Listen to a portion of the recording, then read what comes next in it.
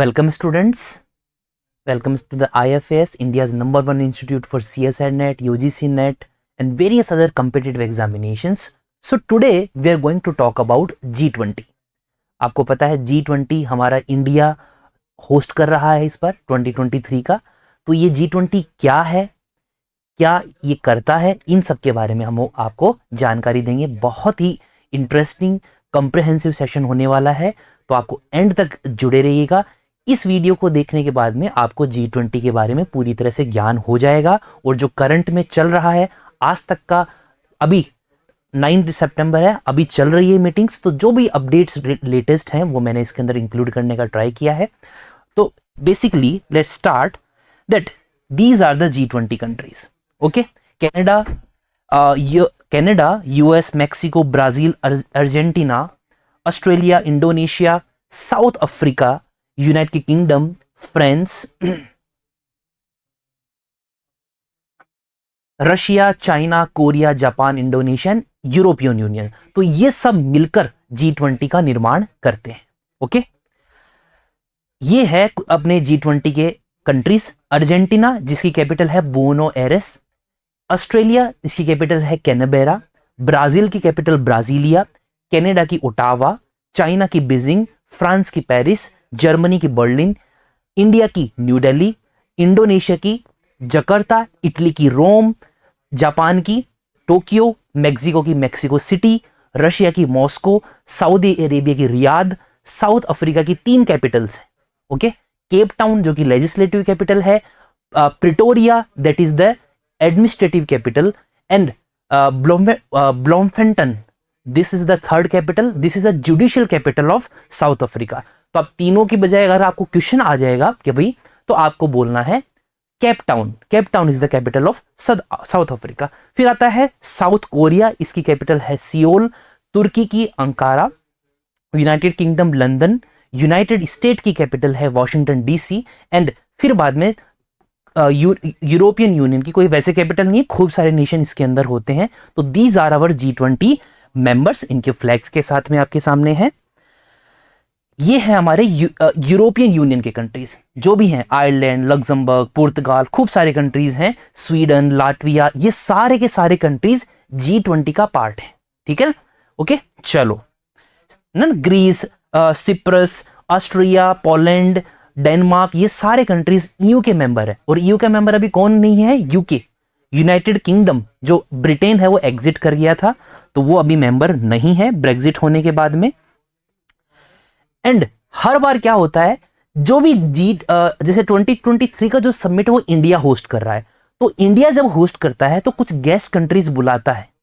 मतलब इंडिया नहीं, कोई भी कंट्री जो भी होस्ट करता है G20 को, तो वो अपने हिसाब से जो है गेस्ट कंट्रीज बुला सकता है। तो हमने इस बार Bangladesh, Egypt, Mauritius, Netherlands, Nigeria, Oman, Singapore, Spain और यूएई, ठीक है ना, इनको हम लोगों ने बुलाया है। यूएई इसमें छुप गया पीछे, कोई बात नहीं, स्पेन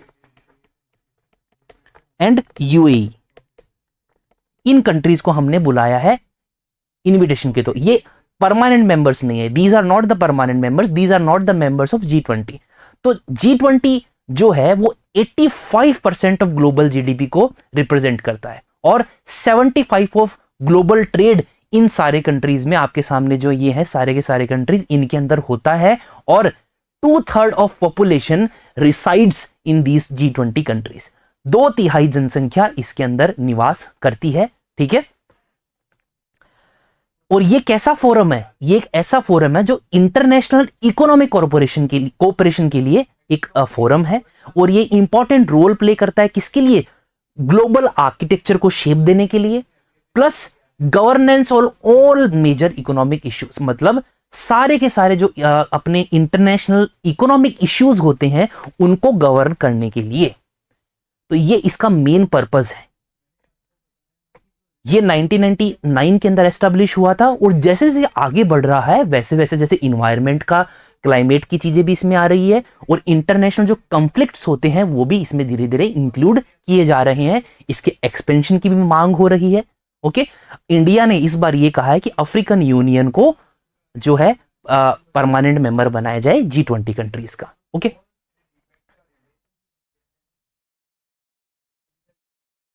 इसके ऑब्जेक्टिव्स क्या हैं? इसके देखो 3 ऑब्जेक्टिव है स्टूडेंट्स। कोऑर्डिनेशन बिटवीन मेंबर्स, ये सारे जो मेंबर्स हैं इनके बीच में कोऑर्डिनेशन, ओके, जिससे कि इकोनॉमिक स्टेबिलिटी आ सके और सस्टेनेबल ग्रोथ हो सके।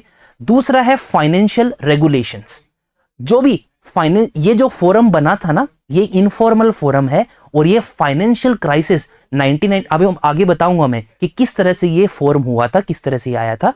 तो फाइनेंशियल क्राइसिस को प्रिवेंट करने के लिए और जो उससे रिस्क होते हैं उसको रिड्यूस करने के लिए फाइनेंशियल रेगुलेशंस को प्रमोट करना। तीसरा है नया इंटरनेशनल फाइनेंशियल आर्किटेक्चर उसको बनाना। ये इसके 3 मेजर ऑब्जेक्टिव्स हैं, ओके। अब G20 आया कब और क्यों आया? देखिए 1991 के अंदर यूएसएसआर, ये सारे कंट्रीज हैं जो यूएसएसआर के मेंबर्स थे पहले, ये 1991 के अंदर फेल हो गया, ठीक है, गिर गया ये, है ना, खत्म हो गया।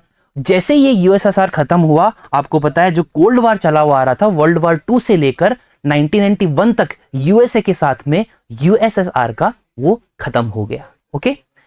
उसी टाइम पे क्या हो रहा था, Brazil, China and India, these 3 countries were emerging countries. और इनको क्या कहा गया? इनको ग्लोबल साउथ कहा गया, क्योंकि पहले जो साउथ अपना एशिया था वो बड़ा ही अंडर डेवलप्ड था, डेवलपिंग कंट्रीज में हम लोग आते थे। बट ये जो 3 कंट्रीज थे इन्होंने पूरा सिनेरियो चेंज कर दिया और उसके बाद में ये एक नीड थी रिफॉर्म होने की, कि हम लोगों को कुछ रिफॉर्म करना पड़ेगा और इन कंट्रीज को भी इंक्लूड करना पड़ेगा।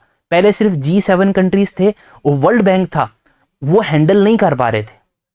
जो ये इमर्जेंट ग्लोबल ऑर्डर है, चाइना, ब्राजील, इंडिया, जो इमर्जिंग जो इकोनॉमीज थी उनको जो वर्ल्ड बैंक और G7 कंट्रीज है, जो मेजर कंट्रीज थे, वो हैंडल नहीं कर पा रहे थे।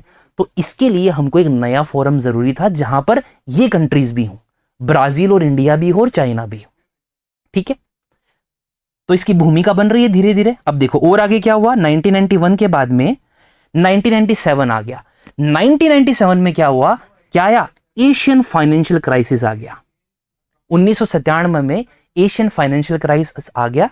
उसकी वजह से क्या हुआ, ईस्ट एशिया की जो इकोनॉमीज थी, कौन सी, South Korea, Singapore, Malaysia, Indonesia, Thailand and Philippines, इनको इतना ना टाइट स्लैप मिला, इनको इतना झटका मिला कि ये सारी की सारी इकोनॉमीज तबाह हो गई। आप देखो ये रही 1998 1990 की सिचुएशन है, सारी की सारी इकोनॉमी की जो जीडीपी है वो माइनस दिख रहा है, माइनस के अंदर जीडीपी चली गई। इनकी जो इकोनॉमीज है इस तरह से त्रस्त हुई और इसका जो शॉक्स थे वो कहां तक पहुंचे, वो लैटिन अमेरिका तक, लैटिन अमेरिका जो कि साउथ अमेरिकन कंट्रीज है वहां तक पहुंचे। अभी क्या हुआ, ये बहुत बड़ा एक फाइनेंशियल क्राइसिस था, बिकॉज ये इमर्जिंग इकोनॉमीज थी। अगर ये फेल हो जाती ना तो अपना जो ग्लोबल ऑर्डर है वो कोलैप्स हो जाता। तो उससे बचने के लिए हम लोगों ने एक इमरजेंसी मीटिंग की, कब की, 1998 के अंदर की, ठीक है।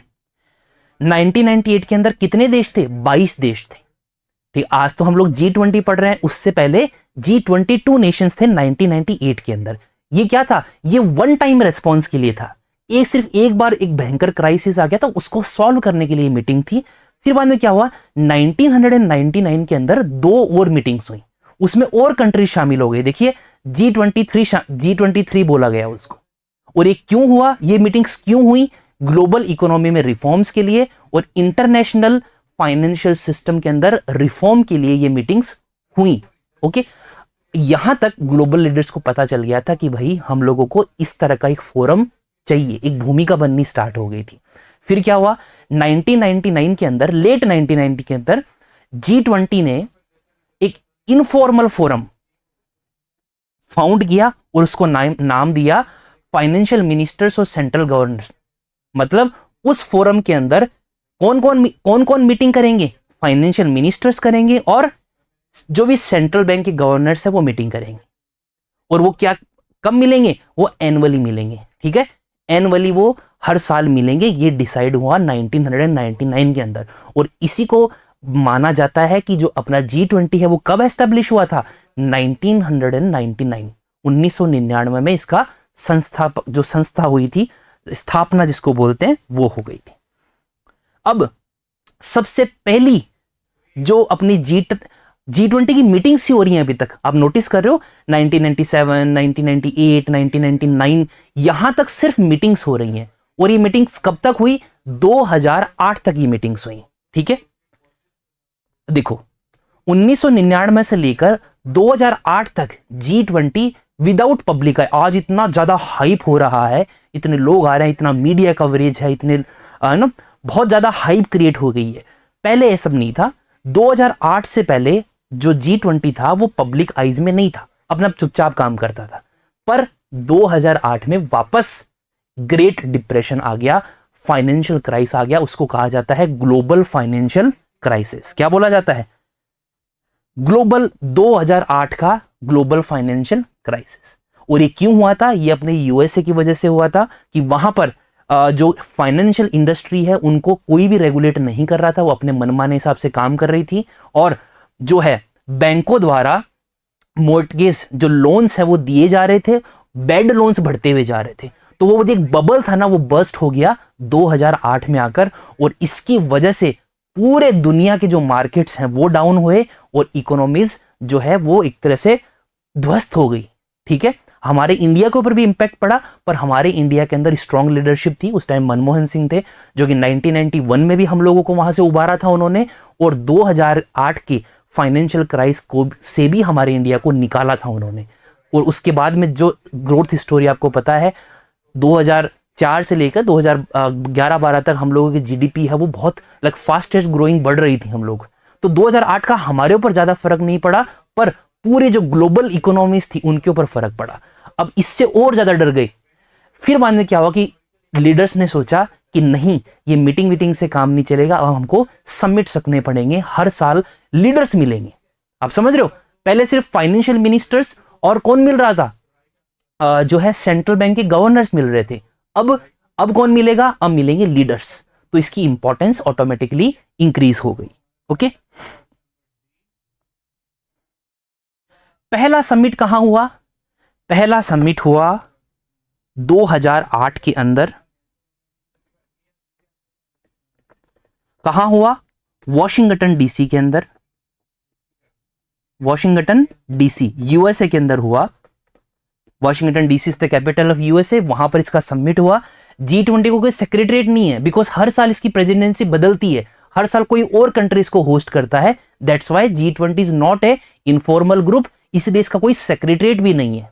ठीक है, और इसको जो पहला जो समिट था, आप देख पा रहे हो हमारे प्रधानमंत्री हैं मिस्टर मनमोहन सिंह, यहां पर 2008 में वो प्रधानमंत्री थे, तो उन्होंने इसको अटेंड किया और इस समिट को नाम दिया गया summit on financial markets and world economy. तो आप खुद समझ जाइए कि G20 किस तरह का ऑर्गेनाइजेशन है, एक इकोनॉमिकल ऑर्गेनाइजेशन है। ठीक है ना।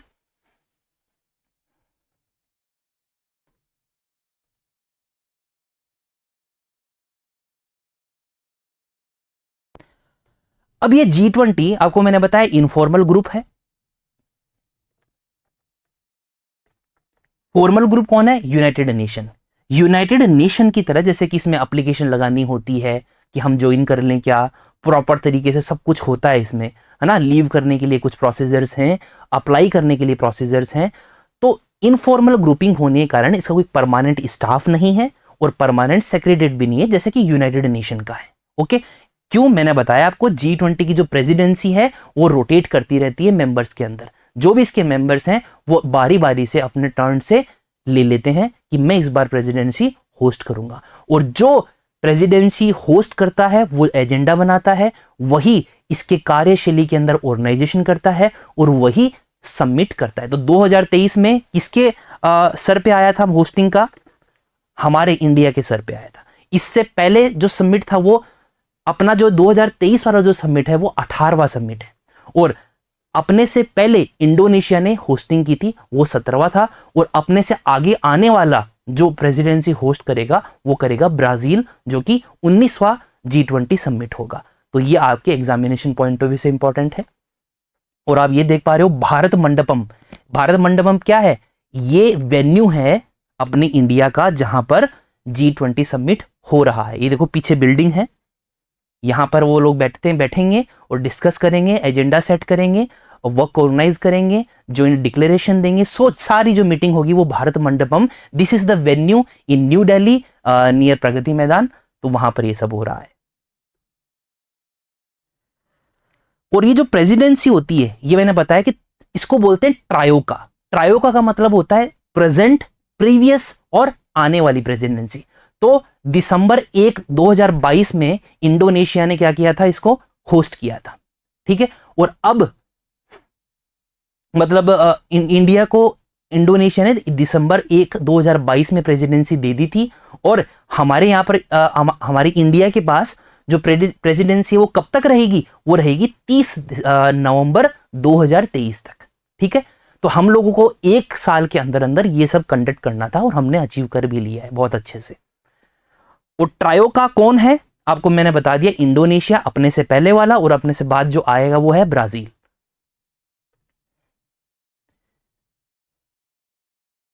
ये G20 इंडोनेशिया का सीन है, this is the scene of Indonesia. Informal जो G20 इनफॉर्मल है वो तो मैंने बता दिया कि सेक्रेटरीट नहीं है कोई भी, इसलिए इनफॉर्मल है। दूसरा रीजन ये है कि जो डिसीजंस होते हैं ना G20 के द्वारा जो लिए जाते हैं, वो डिसीजंस ऑटोमेटिकली इंप्लीमेंटेड नहीं होते, ठीक है। वो किसके द्वारा होते हैं, सपोज कीजिए कोई ट्रेड रिलेटेड कोई हम लोगों ने बात की, तो वो WTO करेगा, वर्ल्ड ट्रेड ऑर्गेनाइजेशन को इंप्लीमेंट करेगा। अगर हम लोगों ने कोई हेल्थ रिलेटेड कोई बात करनी चाहिए, कुछ हम लोगों ने डिक्लेरेशन किया, तो इसको इंप्लीमेंटिंग एजेंसी कौन होगी, वर्ल्ड हेल्थ ऑर्गेनाइजेशन होगी। आप समझ पा रहे हो। तो इस तरह से ये जो फोरम है ये एजेंडा सेट कर लेगा, जॉइंट बात बोल देगा, इंटेंशन सेट कर देगा ग्लोबल लीडर्स के कि हम लोग चाहते क्या है बेसिकली। और अगर सब लोग एग्री कर जाते हैं तो फिर बाद में जो दूसरी संस्था होती है वो उसको इंप्लीमेंट करती है, ठीक है। फिर है कि जो प्रेसिडेंसी है वो डिटरमाइन कैसे होती है ना, इसका भी एक प्रॉपर प्रोसीजर है। देखिए ये है 5 ग्रुप, 1 2 3 4 5। अपना इंडिया है वो इस ग्रुप में है, इंडिया, रशिया, साउथ अफ्रीका, तुर्की। और अब क्या हुआ था, जैसे इंडोनेशिया 5th ग्रुप में है, ये दिख रहा है आपको, इंडोनेशिया 5वें ग्रुप में है। इन्होंने ग्रुप 5 ने ग्रुप 2 को बोला कि आपकी बारी है, आप लोग आपस में डिसाइड कर लो, इंडिया, रशिया, साउथ अफ्रीका, तुर्की चारों बैठ जाओ और आपस में डिसाइड कर लो कि जो नेक्स्ट होस्टिंग है वो कौन करेगा। और ये चारों बैठे और ये डिसाइड हुआ कि इंडिया आप होस्ट करोगे, ठीक है। तो इस तरह से रोटेशन चलता हुआ रहता है। अब नेक्स्ट जो ग्रुप है वो कौन सा है, next group is number 3 group. अब इन लोगों ने डिसाइड कर लिया, अर्जेंटीना, ब्राजील, मेक्सिको ने डिसाइड कर लिया कि जो नेक्स्ट समिट होगा वो ब्राजील आप करोगे, ठीक है। ये हुआ डिसाइड। तो इस तरह से प्रेसिडेंसी रोटेट होती रहती है मेंबर्स के बीच में। ये देखिए फोटो है, इंडोनेशिया के हेड हैं, हमारे जो हेड हैं उनको प्राइम मिनिस्टर को वो सौंप रहे हैं प्रेसिडेंसी कि आप नेक्स्ट समिट होल्ड करोगे। अब देखते हैं वर्किंग स्ट्रक्चर की, अपने G20 का वर्किंग स्ट्रक्चर क्या होता है। देखो स्टूडेंट्स, 3 ट्रैक्स पे काम करता है। First track is financial track. क्या है, फाइनेंशियल ट्रैक। दूसरा है शेरपा ट्रैक और तीसरा है एंगेजमेंट ट्रैक्स। ये 3 तरह के ट्रैक या फिर ऐसे मान लीजिए प्लेटफॉर्म्स पे काम करता है G20। जो पहला है वो है फाइनेंशियल ट्रैक। इसमें कौन कौन होते हैं,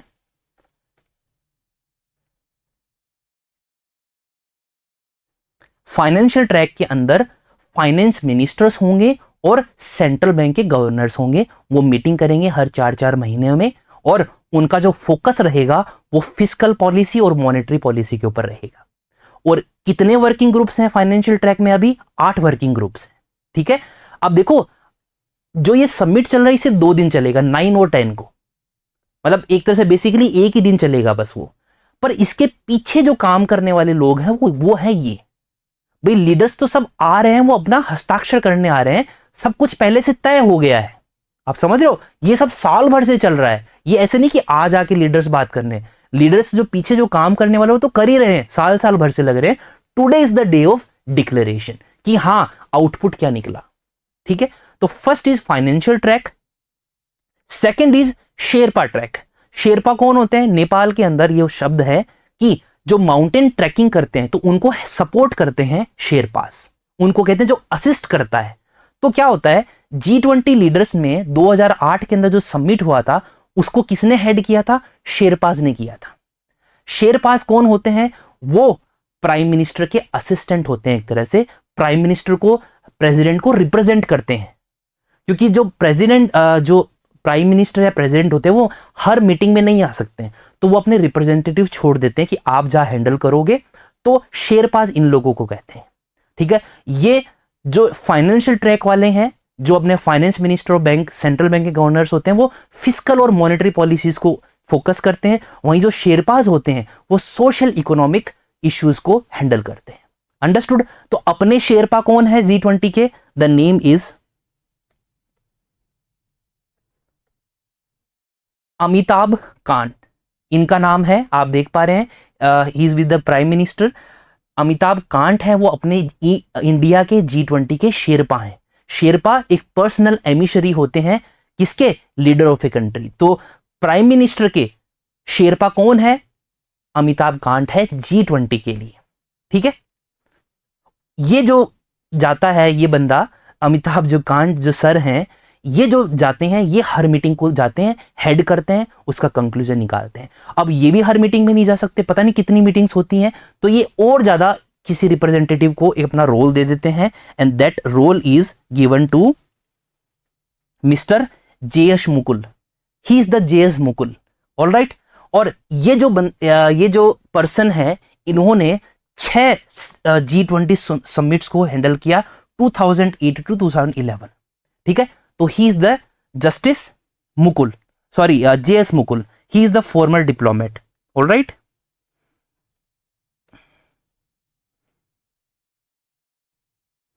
तो financial track, Sherpa track, and the third one is engagement groups. Engagement groups में क्या होता है? एंगेजमेंट ग्रुप्स के अंदर सिविल सोसाइटी, ठीक है, नॉन गवर्नमेंटल जो ऑर्गेनाइजेशन, जो NGOs होते हैं, वो करते हैं, वो क्या करते हैं कि ड्राफ्ट बना के देते हैं G20 के लीडर्स को, जो कि कंट्रीब्यूट करते हैं पॉलिसी मेकिंग प्रोसेस के अंदर। अभी तक कितने एंगेजमेंट ग्रुप्स हैं? There are 11 engagement groups, alright. चलो, अब है agenda. What is on G20 agenda and कितनी मीटिंग्स हो चुकी हैं अभी तक? देखिए, नॉर्मली जब ये समिट कंक्लूड होता है, जैसे आप देखना, नोटिस करना, अभी जो कंक्लूजन होगा तो इसमें जॉइंट कम्युनिकेशन, एक जॉइंट डिक्लेरेशन दिया जाएगा, उसको कहा जाएगा न्यू दिल्ली डिक्लेरेशन। और न्यू दिल्ली डिक्लेरेशन क्यों कहा जाएगा? Because it is happening in New Delhi, है ना, इसको नई दिल्ली डिक्लेरेशन कहा जाएगा, ठीक है। और इस डॉक्यूमेंट के अंदर इंटरनेशनल कॉन्फ्लिक्ट्स और क्लाइमेट चेंज जैसे कमिटमेंट्स भी धीरे धीरे आ रहे हैं। ओरिजिनली क्या था? Originally it was economic cooperation group, now it is international conflicts and change related commitment group also. और इंडिया ने अपने आप को ग्लोबल साउथ एडवोकेट बोला है, वॉइस ऑफ ग्लोबल साउथ बोला है, ठीक है।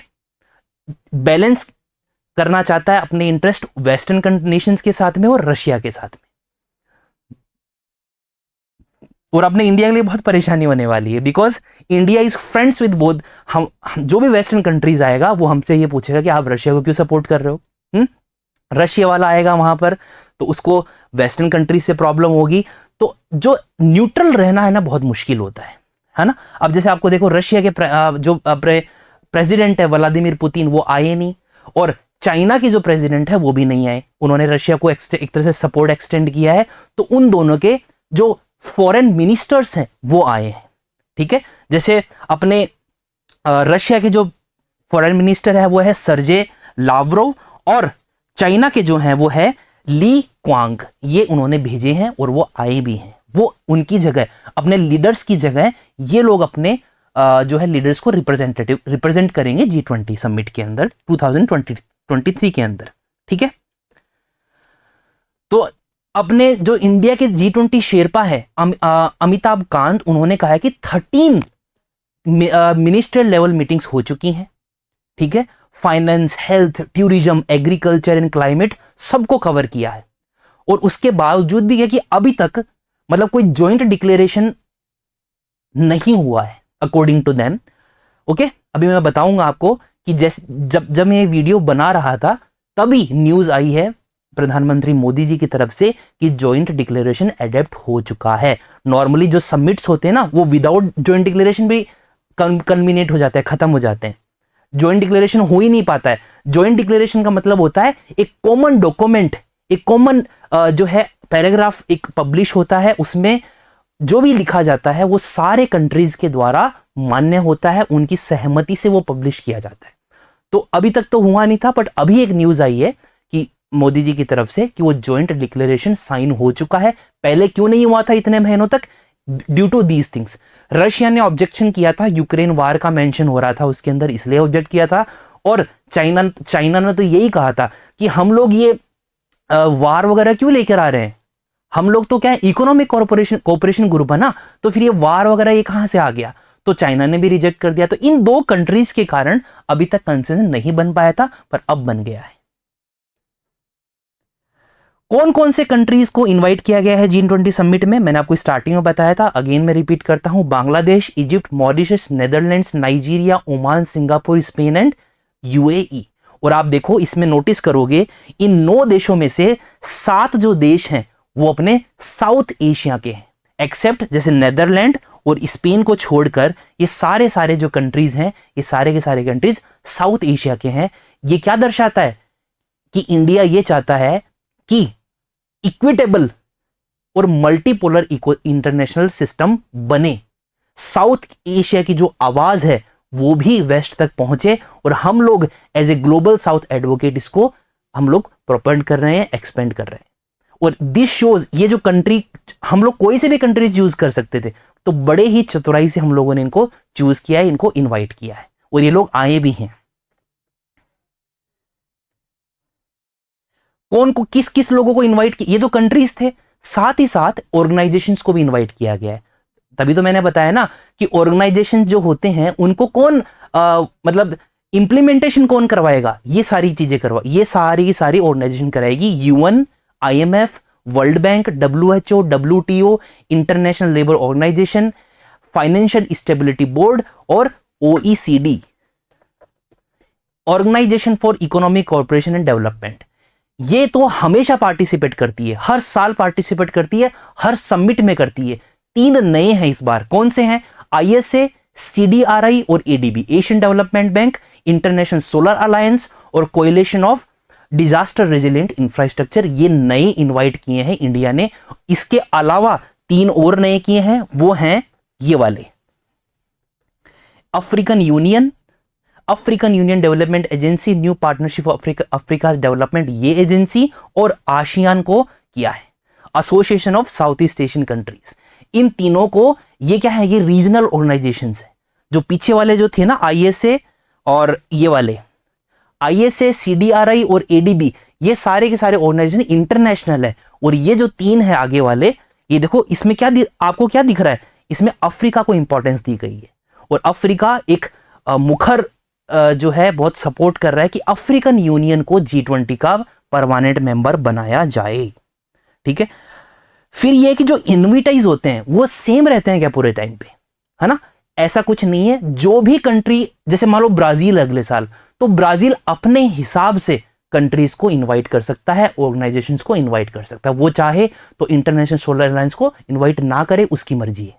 ठीक है, तो ये जो भी एजेंडा सेट करते हैं, उस कंट्री का प्रेसिडेंट उनको इनवाइट भेजता है। ठीक है, और ये जो इंटरनेशनल जो और ये जो रीजनल ऑर्गेनाइजेशन, उनको इनवाइट क्यों मिलता है?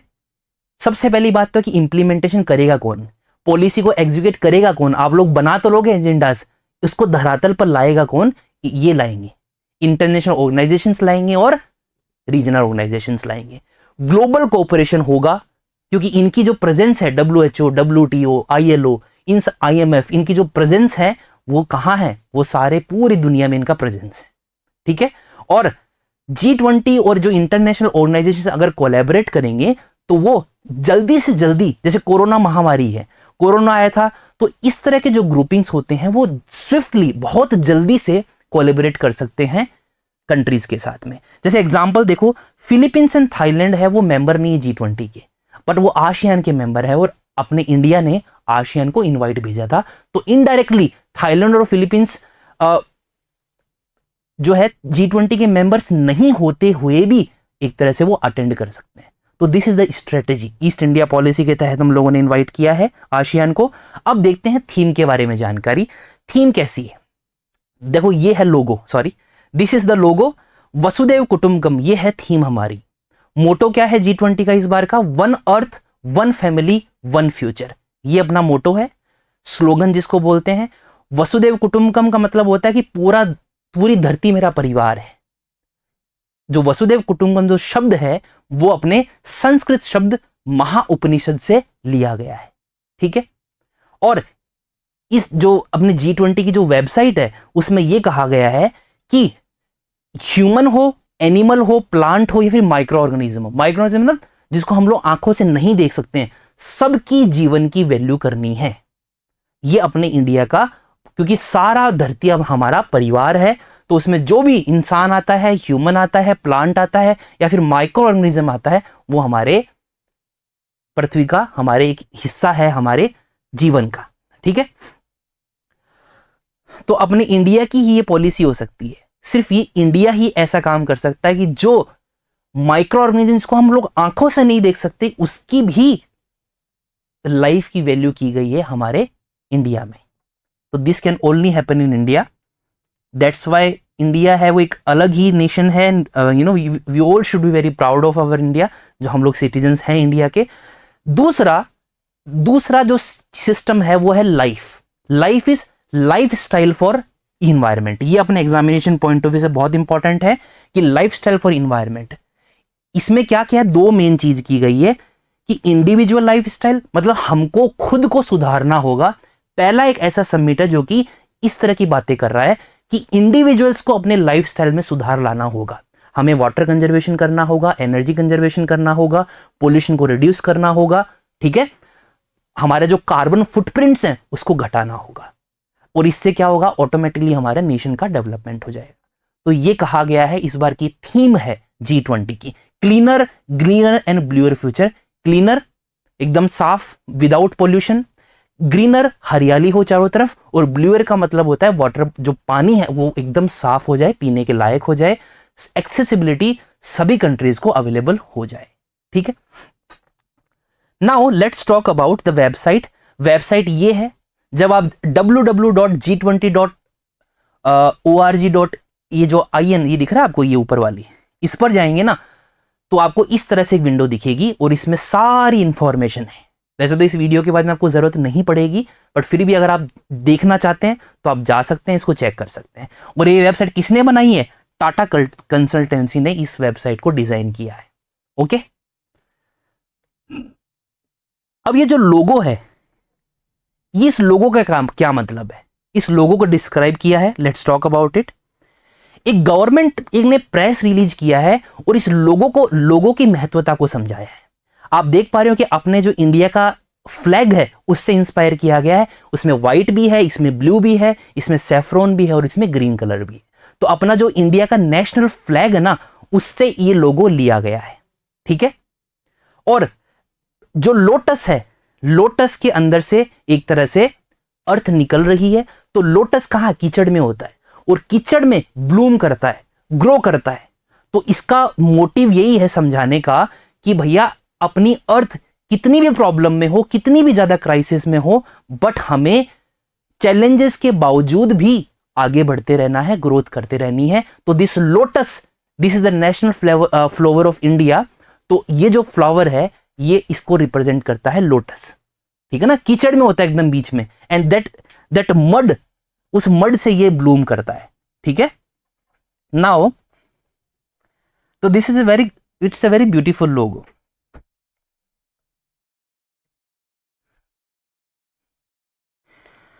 Now what is the significance of G20 लोगो। ये जो G20 का जो लोगो है इसका सिग्निफिकेंस क्या है। प्रधानमंत्री मोदी जी ने कहा है कि जो लोटस है, it is the representation of hope in this time. ये एक आशा की किरण है, ठीक है। और किसी भी तरह की एडवर्स सर्कमस्टांसेस हो, लोटस हमेशा खिलता रहेगा, ओके। ये बोल रहे हैं, देखो, even if the world is in deep crisis, we can still progress and make a world a better place. जिस हिसाब से हमारी सिचुएशन चल रही है ना, क्लाइमेट चेंज हो रहा है, सीरिया में वॉर है, Taliban have taken over Afghanistan, Ukraine Russia का सबसे बड़ा प्रॉब्लम चल रहा है, हमारे डिस्प्यूट्स चल रहे हैं पाकिस्तान के साथ में और चाइना के साथ में, ओके, बहुत ही बड़ा ही क्रिटिकल सिचुएशन हो गई है। तो उसमें भी इस तरह का statements, these are the appreciative words and we should all appreciate the wordings of our prime minister. उन्होंने साथ में ये कहा है कि जो 7 पेटल्स हैं लोटस के अंदर, वो 7 कॉन्टिनेंट्स को रिप्रेजेंट करती हैं, ठीक है। और बेसिकली ये कि जो लोटस के अंदर से जो धरती निकल रही है, मतलब दिस इज ब्लूमिंग, अंडरस्टूड। चलिए, जो एजेंडाज हैं, फर्स्ट इज, आपको मैंने बताया, green development, climate finance and life, जो लाइफस्टाइल एनवायरनमेंट वाला था। रेजिलिएंट ग्रोथ, कितना भी ज्यादा सिचुएशन खराब हो, वो ग्रोथ रुकनी नहीं चाहिए। दूसरा है सस्टेनेबल डेवलपमेंट गोल्स के ऊपर अपन को काम करते हुए रहना है। फिर है टेक्नोलॉजिकल ट्रांसफॉर्मेशन, डिजिटल एक तरह से पब्लिक इंफ्रास्ट्रक्चर के ऊपर ध्यान जोर दिया गया है, एजेंडा ये है मेन। फिर है मल्टीलेटरल इंस्टीट्यूशंस, मतलब कोई एक मल्टीपोलर वर्ल्ड का इसमें एक तरह से जो है हम लोगों ने एडवोकेसी की है। और लास्ट है वुमन लेड डेवलपमेंट, कि वुमन जब तक डेवलपमेंट में इंक्लूड नहीं होगी, उनके कंट्रीब्यूशंस को रिकॉग्नाइज नहीं किया जाएगा, तब तक हम लोग आगे नहीं बढ़ पाएंगे। ऑलराइट, फिर है कि ये वेन्यू मैंने आपको स्टार्टिंग में बताया था, भारत मंडपम, ओके। ये जो ईयर का समिट है, दिस ईयर्स G20 समिट कहां होगा? भारत मंडपम में होगा। ये कहां पर है? इंडिया गेट के पास में है। रात को इस तरह से ये लाइट अप हो रहा है, बड़ा ही सुंदर है, लग रहा है ये दिन। और वहां पर एक, ये जो मंडपम है, इसके सामने यहां पर एक नटराज की स्टैच्यू, लॉर्ड शिवा की जो अपनी स्टैच्यू है, वो एस्टेब्लिश हुई है, ठीक है। This shows our old tradition, यहां पर पूरा टेक्नोलॉजी है, पीछे टेक्नोलॉजी लेस बिल्डिंग है और सामने हमारी हेरिटेज है। This is the testament of our India's as old tradition, as mister Modi ji said. ये 27 फुट की है, तमिलनाडु में बनाई गई है। किसके द्वारा बनाई गई? कितने टन वजनी है? ये है 18 टन वजनी है। और ये सबसे टॉलेस्ट स्टेच्यू है अष्ट धातु की। अष्ट धातु, 8 धातु, copper, zinc, lead, tin, silver, gold, mercurian, iron, ये 8 धातु से मिलकर बनी हुई है। 18 टन की सबसे ऊंची स्टैच्यू है बनी हुई दुनिया की।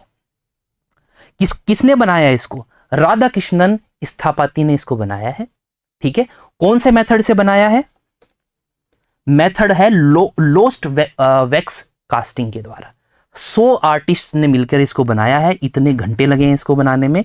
और लो कास्टिंग जो मेथड होता है वो इस तरह से होता है, जो कास्टिंग की जाती है, इसमें कोई भी वेल्डिंग नहीं है, देखो किसी भी तरह की वेल्डिंग नहीं होती, इसी तरह से स्टैच्यू को बनाया गया है। बट ये तो एप्पल है छोटा सा, आप सोचो इतनी बड़ी मूर्ति के लिए कितना ज्यादा इसमें टेक्नोलॉजिकल चीजें लगी होंगी, कितनी मेहनत लगी होगी।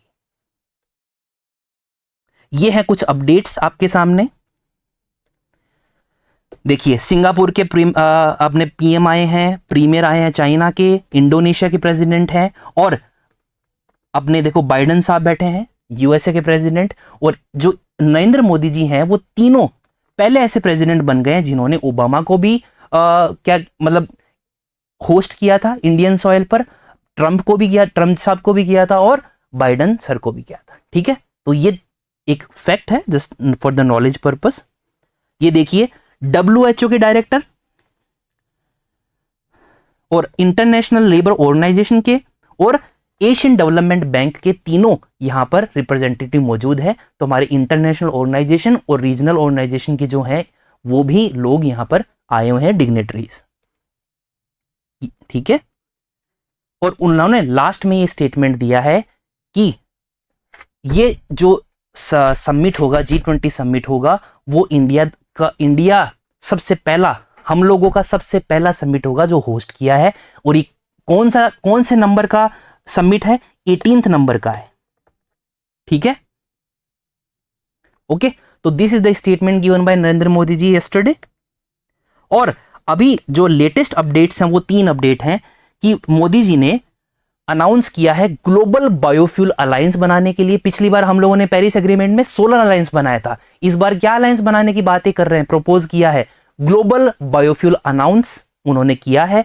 दूसरा उन्होंने किया है कि G20 satellite mission, G20 satellite mission ये प्रपोज किया है और वो अनाउंस किया है, ये प्रपोज किया है। और तीसरी जो न्यूज है वो है कि उन्होंने डिक्लेरेशन हम लोग पहुंच चुके हैं, G20 nations have reached consensus of Delhi declaration. तो this is a very good news और हमारे प्राइम मिनिस्टर ने ही इसका अनाउंसमेंट किया है। ओके, तो this is all from my side on the G20। आपको कैसा लगा? आई होप मैंने खूब इसमें किया है, टाइम आपके लिए इन्वेस्ट किया है, सारे जो भी फैक्ट्स एंड फिगर्स थे उनको लाने की कोशिश की है।